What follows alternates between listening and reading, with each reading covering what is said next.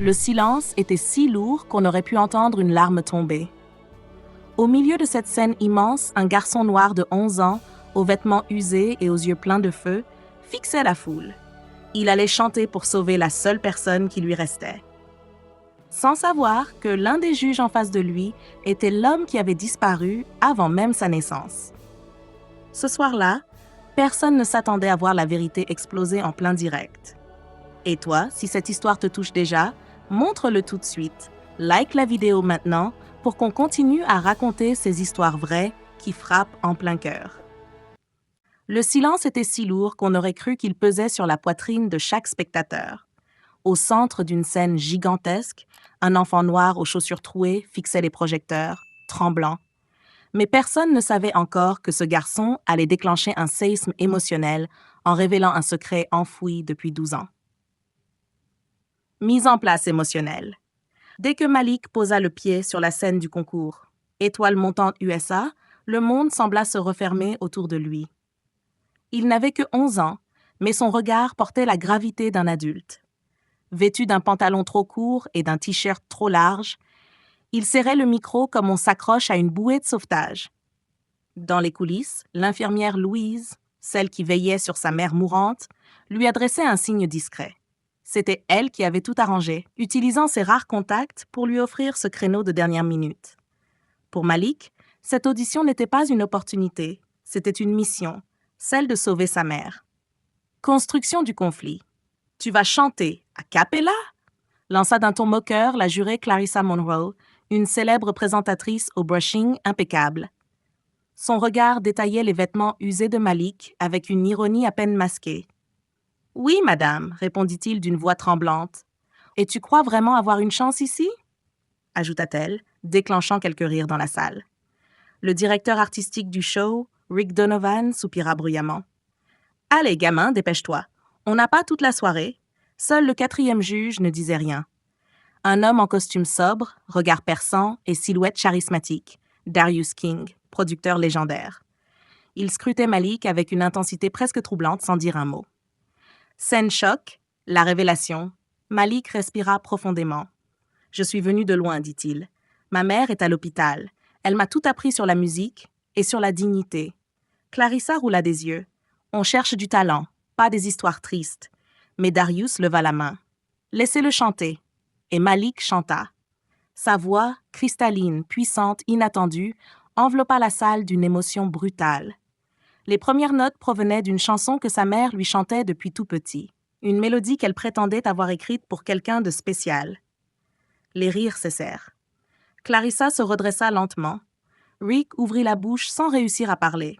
Mais Darius pâlit brusquement. Il s'agrippa au rebord de la table, les yeux agrandis par le choc. Car cette chanson n'avait jamais été publiée. Il la connaissait, intimement. Elle avait été composée pour lui, 15 ans plus tôt, par une femme qu'il avait aimée et quittée. « Arrête !» souffla-t-il, la voix brisée. « Arrête, s'il te plaît. » Malik se figea. « Comment s'appelle ta mère ?» demanda Darius, debout tremblant. « Nora. Nora Lewis, monsieur. » Le monde sembla se fissurer sous les pieds de Darius. « Et toi, ton nom complet ?»« Malik Lewis, » dit le garçon. Un souffle glacial parcourut la salle. « Quel âge as-tu ?»« J'aurai 12 ans le mois prochain. » Le silence devint religieux. Darius recula d'un pas, comme frappé par une vérité brutale. Il revoyait Nora, son appartement modeste, cette dispute violente le jour où il lui avait annoncé qu'il partait pour Los Angeles. Il n'avait jamais su. Elle ne lui avait jamais dit.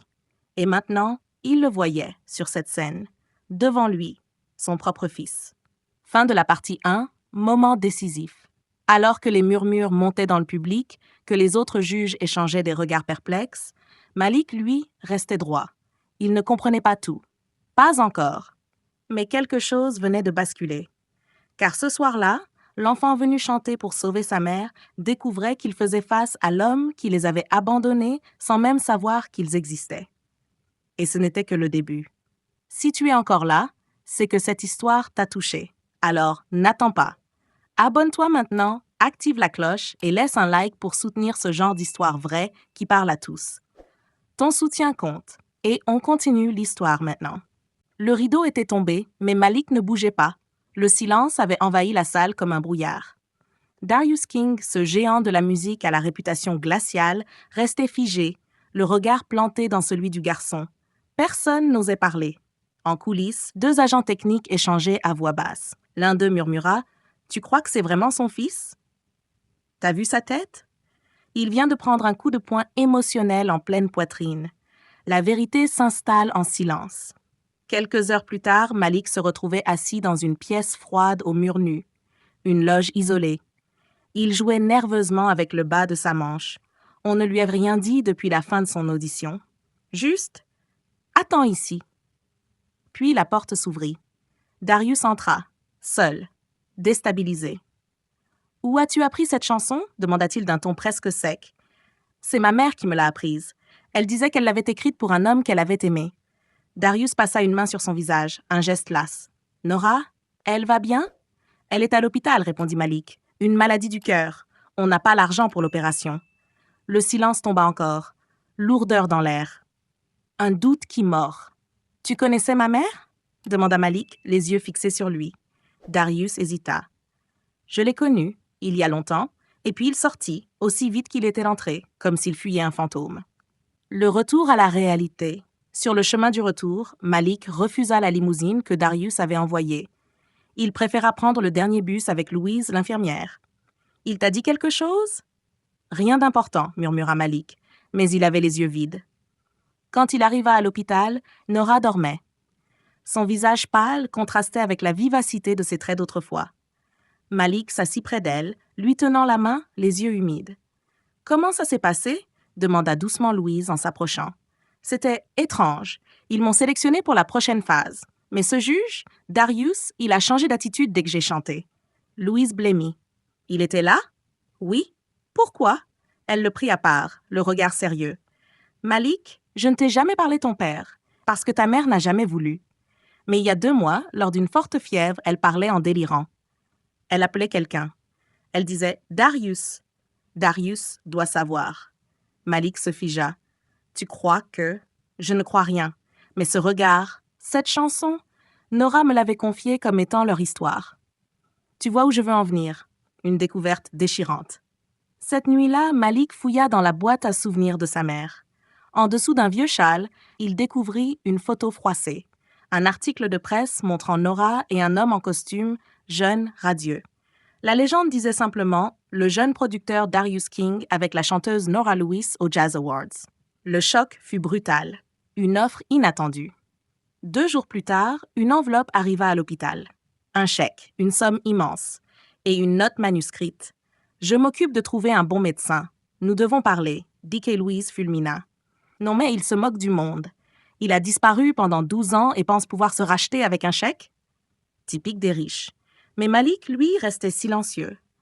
Pas par acceptation, par stratégie. Le chèque pouvait aider, mais ne réparait rien. Plus grave encore. Darius n'avait pas dit qu'il était son père? Pourquoi? Honte, peur ou simple lâcheté? Le choix du combat. Une semaine plus tard, à la veille du 2e tour de l'émission, Malik prit sa décision. Il ne voulait ni pitié, ni secret. Il voulait vérité, justice. « J'ai besoin de ton aide, Louise, » dit-il d'un ton étonnamment adulte. « Pourquoi faire? Pour tout comprendre. Et pour que cette fois, la vérité ne soit pas noyée dans le silence. » Elle le fixa longuement, puis hocha la tête. « D'accord, mais prépare-toi. Il y a plus dans cette histoire que ce que tu crois. » Ce qu'ils découvriront ensuite allait changer non seulement le destin de Malik, mais aussi celui de Darius King. Les projecteurs du 2e tour de l'émission Étoile montante USA ne brillaient pas seulement sur les talents. Ils illuminaient des secrets enterrés, prêts à exploser au grand jour. Dans sa loge, Malik, maintenant vêtu d'une tenue sobre mais élégante, offerte par Louise, se tenait droit devant le miroir. Il n'était plus le garçon tremblant du 1er tour. Quelque chose en lui avait changé. Une forme de calme, de résolution. « Tu es sûr de toi ?» demanda Louise en ajustant son nœud de cravate. Plus que jamais. Sur ses genoux, un petit carnet jauni. Des lettres.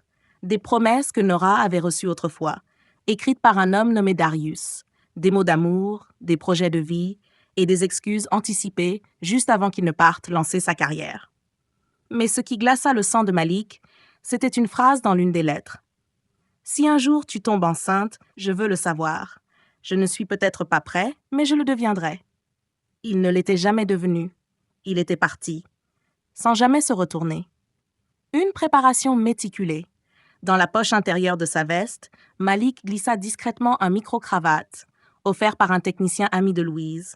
Car ce soir, il ne chanterait pas pour être aimé. Il chanterait pour révéler.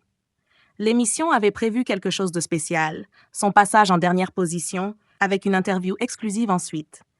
Darius King lui-même avait demandé cette faveur à la production. Malik sourit. Parfait. Le face-à-face en public. Quand son nom fut annoncé, la salle retint son souffle. Les rideaux s'ouvrirent lentement et Malik apparut. Posture droite, regard calme, présence saisissante. Malik, dit Clarissa Monroe avec une voix curieusement douce, « Tu as choisi une chanson très particulière ce soir, n'est-ce pas? » « Oui. Une chanson écrite par ma mère après avoir été abandonnée. » Le public réagit aussitôt. Darius se redressa, méfiant.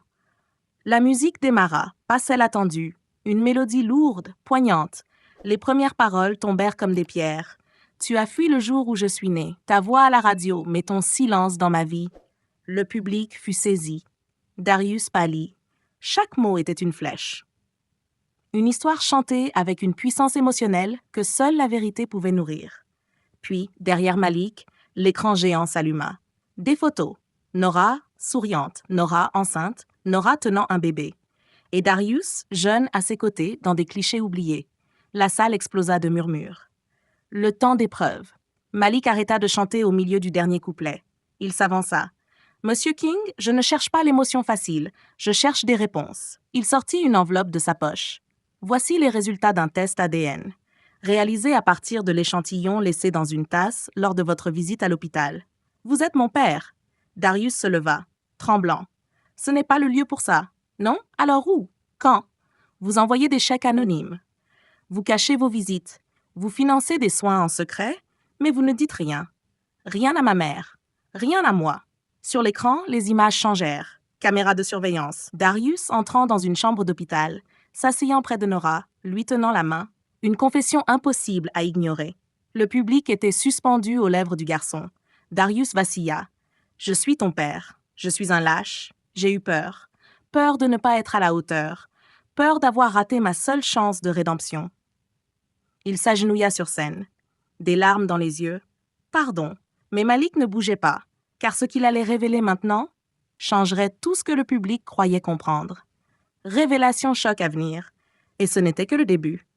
La scène semblait figée dans le temps. Un producteur à genoux, un garçon debout, une vérité éclatée au grand jour, et une salle entière suspendue entre stupeur et émotion brute.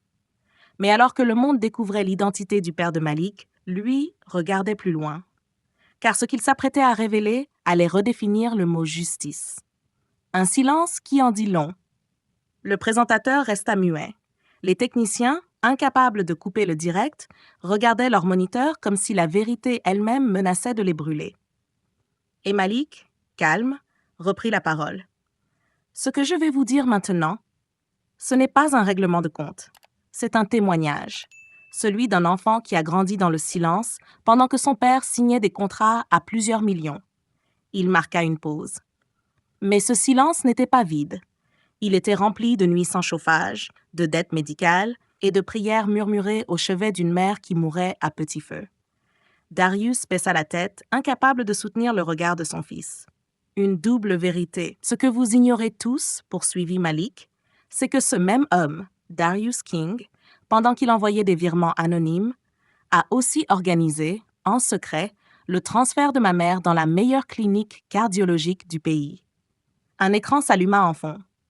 Nom de la clinique. Dossier signé de la main de Darius. Engagement financier total. Il a payé. Oui. Il a même veillé sur elle certaines nuits. En cachette. La salle était confuse, choquée. Mais il ne m'a jamais dit que c'était lui. Pas un mot, pas un aveu. Comme si reconnaître mon existence était plus dur que payer sa dette. Une image vaut 1000 vérités. Derrière Malik, une dernière vidéo s'afficha. Une connexion en direct avec la chambre d'hôpital. Nora, faible mais éveillée. Des larmes coulaient sur ses joues. « Maman, je t'entends, mon cœur. » La voix de Nora fit frémir la salle. « J'aurais dû te dire la vérité plus tôt, murmura-t-elle. Mais je voulais te protéger. Pas de la vérité, mais de la douleur qu'elle contient. » Elle regarda alors directement la caméra. « Darius, tu nous as laissés. Mais ton fils, il t'a confronté avec une dignité que tu n'auras jamais eue. » Le choix d'un enfant.